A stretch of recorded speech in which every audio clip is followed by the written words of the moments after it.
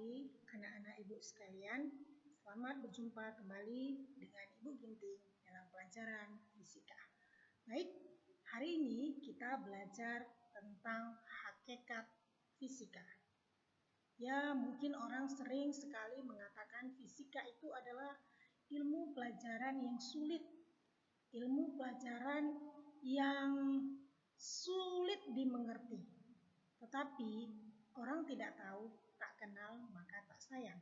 Jadi hari ini Ibu mau memperkenalkan kepada kalian tentang ilmu fisika, sehingga kalian senang akan ilmu fisika dan kalian akan menyukai pelajaran fisika tersebut. Baik, anak-anak Ibu sekalian, kita belajar dari yang pertama, yaitu tentang pengertian dari fisika itu sendiri. Baik anak-anak Ibu sekalian, pengertian dari fisika itu adalah ilmu pengetahuan yang mempelajari tentang sifat dan fenomena alam atau gejala alam serta seluruh interaksi yang ada di dalamnya. Ya, seluruh interaksi yang ada di dalamnya, baik itu fenomena alam maupun gejala-gejala alam. Oke. Kemudian fisika itu juga bisa berhubungan dengan ilmu-ilmu yang lain. Berhubungan dengan ilmu biologi, berhubungan dengan ilmu kimia, berhubungan dengan ilmu geografi, dan berhubungan dengan ilmu-ilmu yang lain. Kalau matematika, pasti berhubungan karena matematika itu adalah bahasanya fisika. Oke nak, jadi kita lihat sekarang apa sih hubungan ilmu fisika dengan ilmu yang lain itu. Ini dia. Fisika memberikan sumbangan besar bagi perkembangan ilmu, pengetahuan, dan teknologi. Jadi fisika itu memberikan sumbangan besar sehingga ilmu-ilmu itu berkembang baik secara teknologi dan ilmu pengetahuan. Dan fisika itu secara dinamis mampu berhubungan dengan ilmu lain yang memberikan manfaat bagi kehidupan manusia.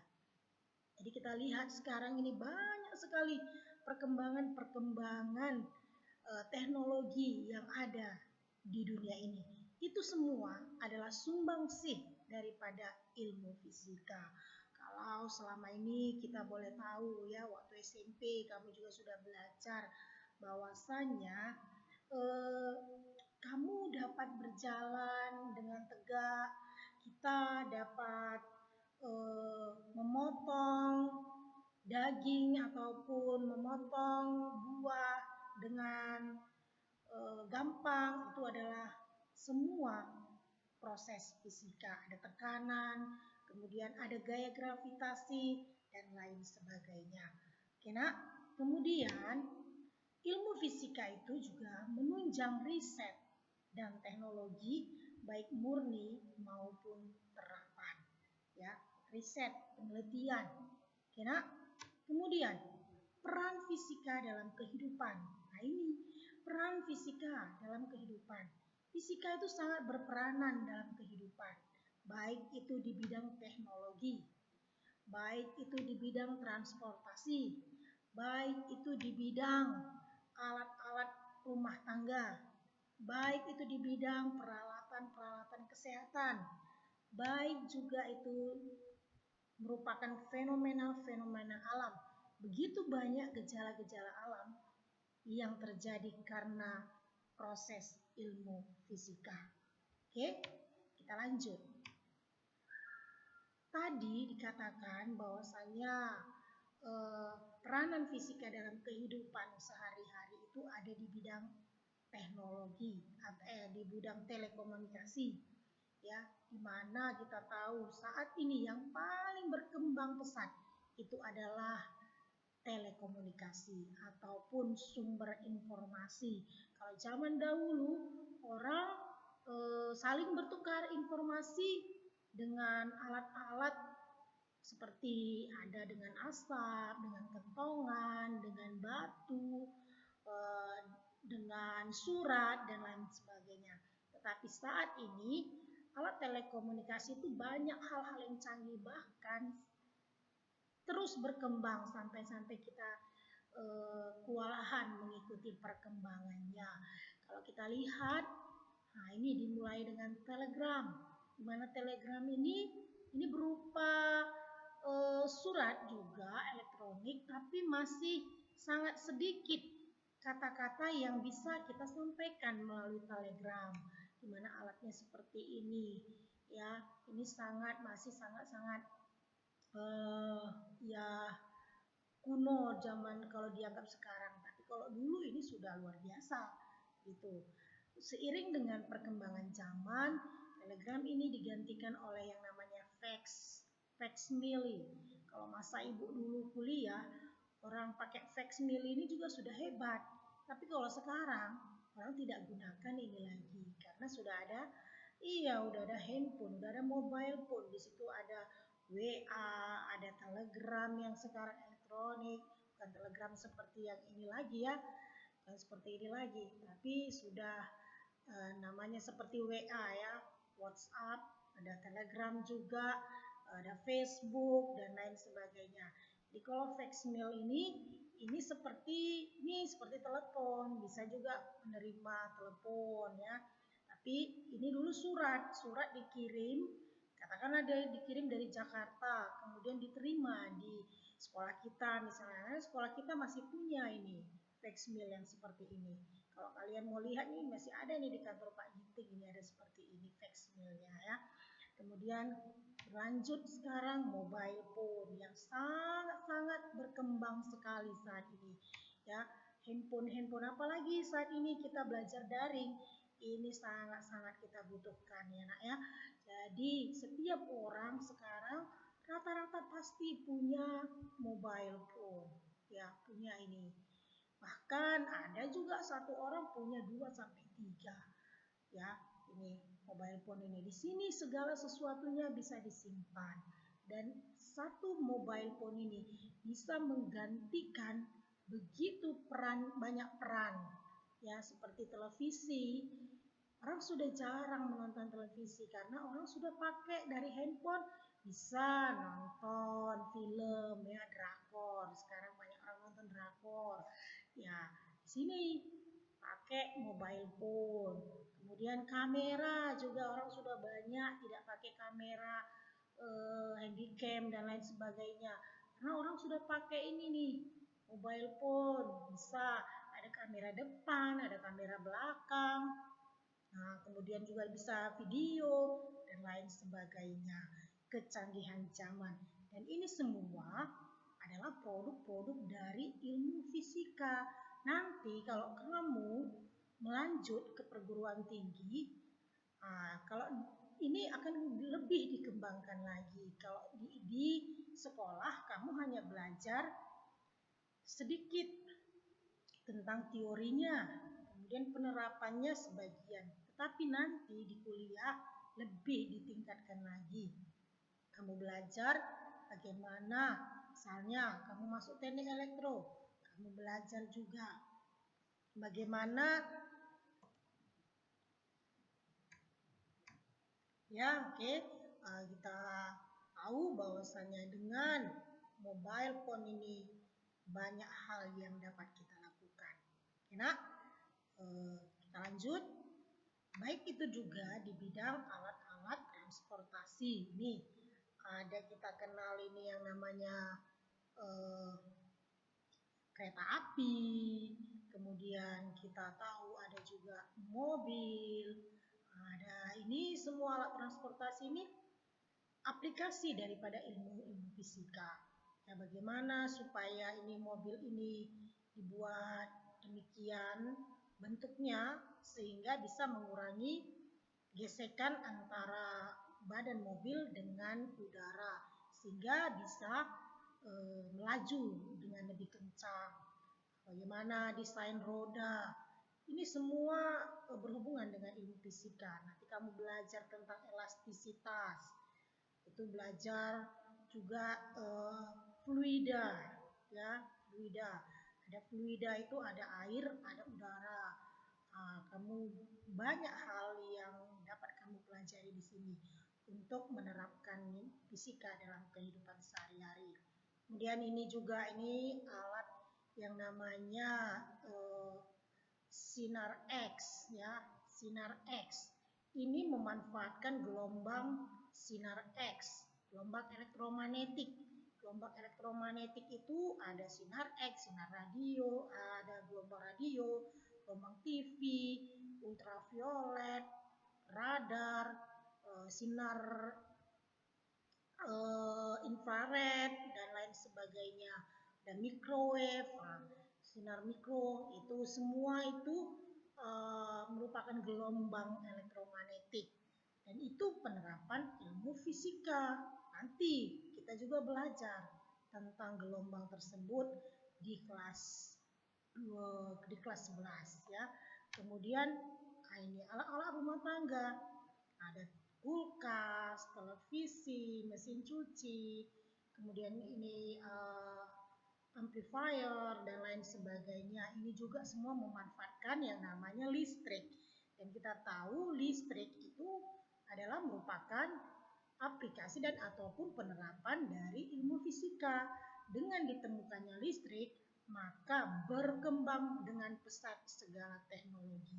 Karena kalau saat ini, kalau mati listrik, semua orang sulit, semua orang susah, bahkan wifi pun tidak bisa jalan kalau tidak ada listrik, ya. Dan kita tahu produk listrik itu dihasilkan karena ilmu fisika. Oke nak, oke kita lanjut. Ini ada juga ini, kenapa sih Bu pesawat terbang juga ilmu fisika? Kayaknya Ibu ini terlalu ini ya, semuanya ya karena fisika. Apa betul? Iya, benar. Bukan karena Ibu orang fisika, kemudian Ibu mengatakan seperti itu, tidak. Tapi memang untuk bisa pesawat bisa take off maupun landing, itu juga perhitungan yang akurat oleh pilot untuk menentukan berapa kecepatannya. Jadi tidak asal-asal, jadi tidak seperti supir, sehingga kadang-kadang ngerem tiba-tiba. Kalau pesawat tidak bisa seperti itu, harus diatur kecepatannya sedemikian rupa. Dan ini dia harus tahu bagaimana ilmu fisikanya. Oke? Kemudian juga seperti ini, kita lihat. Untuk pesawat itu bisa terbang, ini juga harus belajar ilmu fisika, yaitu tentang fluida, gaya angkat sayap pesawat terbang. Ya, gaya angkat sayap pesawat terbang itu kita pelajari di fluida. Ya, fluida itu ada air, ada udara. Oke, nanti kalau kamu sekarang saya mau membuka wawasan kamu supaya kamu kenal dulu, oh fisika itu ternyata banyak hal yang bisa dipelajari di dalamnya. Bukan hanya belajar teori-teori doang, atau bukan hanya belajar rumus-rumus doang, bukan. Tapi banyak sekali. Bahkan bangunan-bangunan dapat berdiri dengan teguh, dengan kokoh, itu juga karena ilmu fisika di bidang mekanika dan dinamika. Ya, semua banyak sekali. Nanti kita akan belajar. Baik itu termasuk jalan raya, seperti ini perkerasan daripada airport, bandara. Ini juga dirancang sedemikian rupa, dihitung bagaimana perkerasannya ini, sehingga perkerasannya ini mampu menahan daripada pesawat terbang tersebut. Sehingga dihitung elastisitasnya. Berapa elastisitasnya? Ini untuk kedepannya kamu belajar. Ada belajar tentang elastisitas, ada belajar tentang dinamika, mekanika, belajar juga fluida dan lain sebagainya. Oke nak? Iya. Kita lanjut. Fenomena alam. Tadi dikatakan bahwasannya selain aplikasi dalam kehidupan, ada juga fenomena-fenomena alam yang terjadi karena peristiwa fisika. Salah satunya ini nih, kilat dan petir. Biasanya mana duluan ada, kilat atau petir? Ayo, coba dipikirkan. Kalau kamu coba ingat-ingat kembali, kalau ada mau hujan ataupun saat hujan atau setelah hujan, kamu perhatikan nggak ada petir atau kadang-kadang orang bilang guntur. Nah, biasanya yang mana sih duluan ada, kilat atau petir? Kalau kita lihat petir itu kan suara, kilat itu gelombang cahaya. Yang mana duluan? Cahaya yang kita lihat atau suara yang kita dengar? Nah, ini sering sekali menjadi satu pertanyaan. Manakah kecepatan yang lebih besar? Kecepatan gelombang cahayakah atau kecepatan gelombang bunyi? Dari peristiwa kilat dan petir, kita bisa menjawabnya. Ada penyelidikan, ada kita pikirkan, oh ya ternyata biasanya kita lihat apa? Kilat dulu kan, ada cahaya. Setelah ada cahaya, ada kilat, kemudian terdengarlah suara petir atau guntur. Sehingga dari situ dapat kita simpulkan bahwasannya kilat atau gelombang cahaya itu lebih cepat dibanding gelombang bunyi. Ya, itu salah satu fenomena alam. Kemudian ada pelangi. Orang katakan sehabis hujan ada pelangi. Biasanya habis hujan memang ada pelangi. Pelangi itu peristiwa apa? Iya, peristiwa pembiasan cahaya. Pembiasan cahaya. Terkadang orang bilang, habis ada masalah, pasti ada kebahagiaan. Jadi sama, habis hujan ada pelangi. Oke, kemudian ini ada yang namanya fata morgana. Kadang-kadang bukan hanya di gurun pasir seperti ini, tapi terkadang fata morgana ini sering kita lihat pada siang hari waktu kita naik mobil di jalan tol. Kita melihat ke depan, terkadang kita lihat banyak kayak ada genangan air. Nah, itu peristiwa fata morgana. Fata morgana ini juga peristiwa pembiasan, ya, pembiasan cahaya. Oke, ini beberapa gejala-gejala alam. Ada juga gempa bumi, itu berhubungan dengan ilmu geografi. Gempa bumi itu ada hubungannya dengan gempa tektonik, bisa juga gempa vulkanik, itu berhubungan dengan geografi. Ya, oke. Sekarang kita mau tahu pengertian fisika itu dari kumpulan pengetahuan. Jadi kalau tadi kita sudah tahu ya, sekarang kita mau tahu nih pengertian fisika itu berdasarkan kumpulan pengetahuan, bahwasanya kumpulan pengetahuan mempelajari sifat dan gejala pada benda di alam yang ditangkap oleh indera manusia. Ini yang merupakan pengertian fisika. Jadi dia merupakan kumpulan pengetahuan yang mempelajari sifat dan gejala pada benda di alam yang ditangkap oleh indera manusia. Kemudian melalui proses interaksi antara manusia dengan alam sehingga menemukan suatu pengetahuan yang berupa fakta, konsep, prinsip, hukum, rumus, teori, dan model.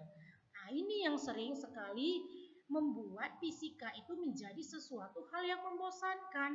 Karena apa? Orang bilang fisika itu belajar rumus-rumus, fisika itu belajar hukum-hukum, ada hukum Ohm, ada hukum Newton, ada hukum Kirchhoff, dan lain sebagainya.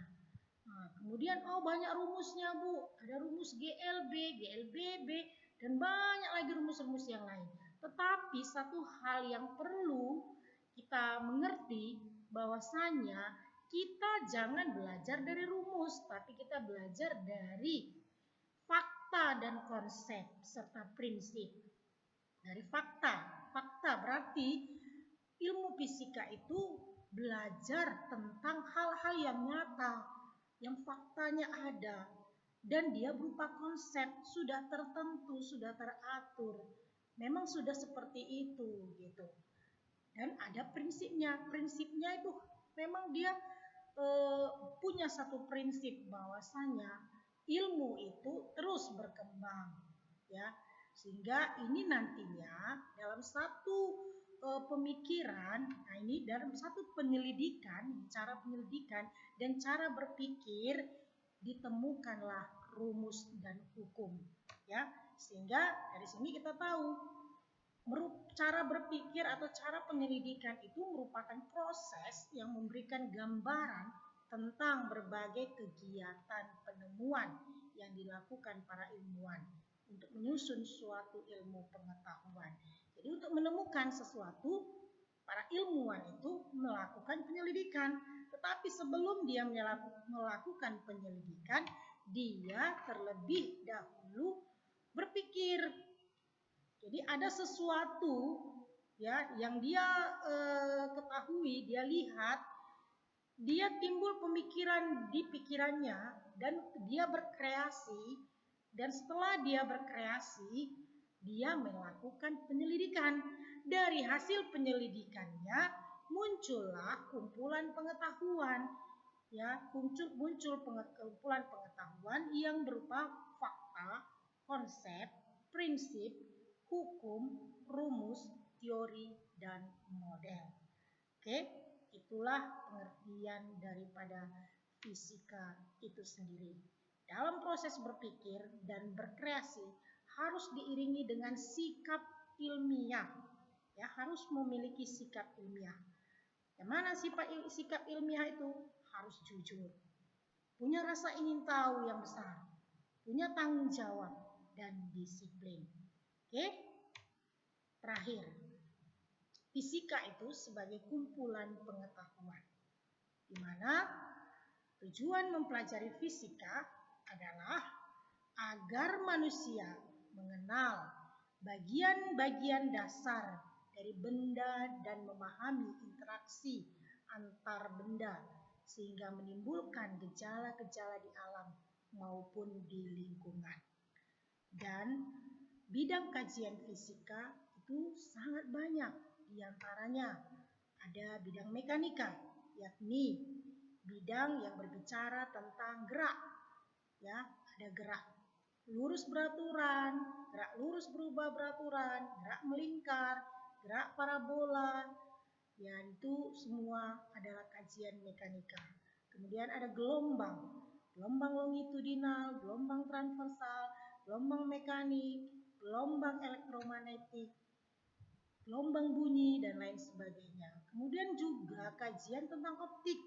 Optik ini berbicara tentang cermin dan lensa, ya, cermin dan lensa dan alat-alat optik seperti mikroskop, lup, teropong, dan lain sebagainya, termasuk kacamata, ya, lensa.